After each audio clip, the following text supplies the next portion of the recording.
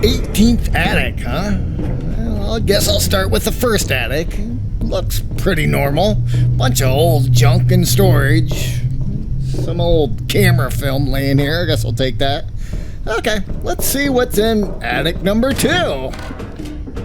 The exact same thing? What? What the heck?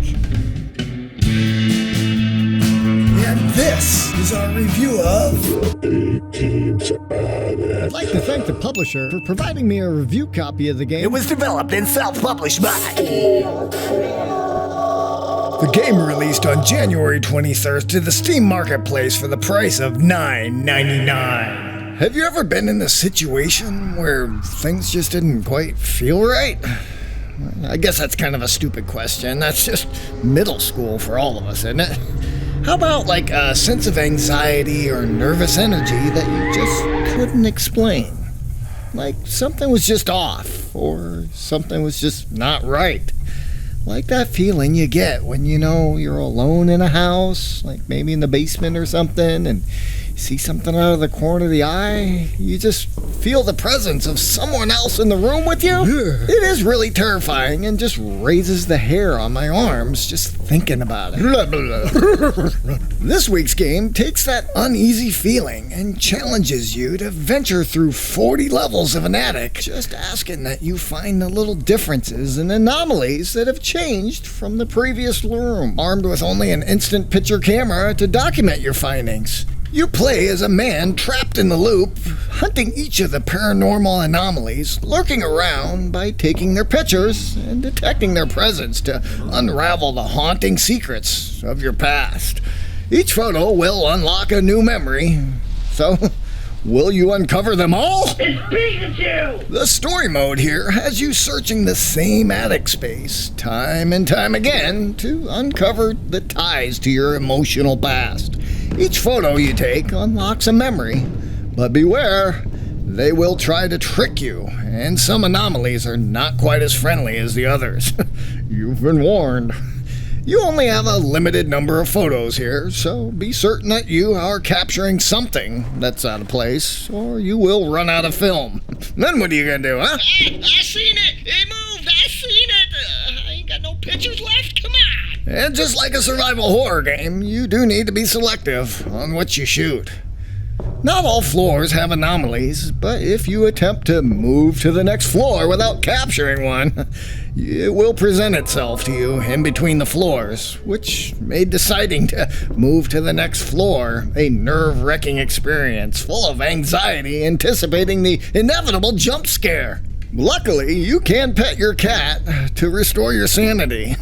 At least in-game. Even though the cat plays such a small part in the game, the animation and interactions are truly heartwarming, as the developer modeled it after his own cat. Obviously, this was an act of love. As you climb higher through the attic floors, fear and hallucinations intensify. Bonding with the cat becomes a vital survival tactic. The game does an excellent job of creating a sense of nervous energy and uneasy environments, but quickly becomes rather repetitive and boring as I ran the same room time and time again. And of course, the replay value suffers here as well, as the more I learned where the anomalies would occur, it quickly became a game of running the old checklist. Luckily, the developer created a second mode where the anomalies actually chase you as you turn your back on them. Classic. I won't spoil much more than this, as the gameplay here is where the game really shines.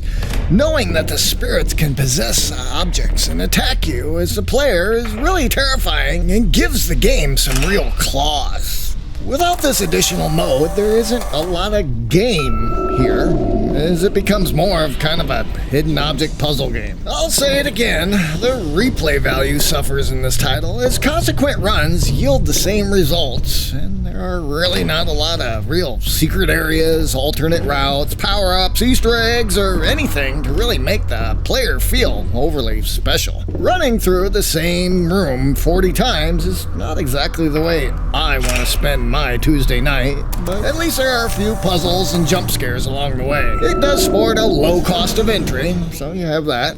I also foresee the game sitting on several spook-filled Halloween playlists. Overall, it was a competent ride through a nerve-wracking roller coaster of emotions, but not one I'll really look to return to for quite some while. Therefore, the old 18th addict left the farm with 2 beans out of 5. Yeah, well, that wraps up that review right there. Here's the notes I took. Where I put the keys to the tractor. So, we make these new review videos every week, so if you're an indie developer or there's something you want to see... I got through everything I wanted to in 2025. If your game didn't get reviewed, it's probably in the backlog. Let us know your thoughts and recommendations in the comments down below. Be sure to visit again next week as we continue to take humorous stabs at some of the industry's new and upcoming titles. Stay safe out there.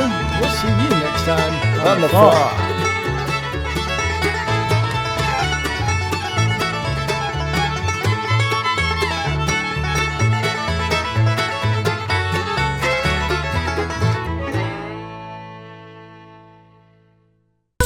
Emily?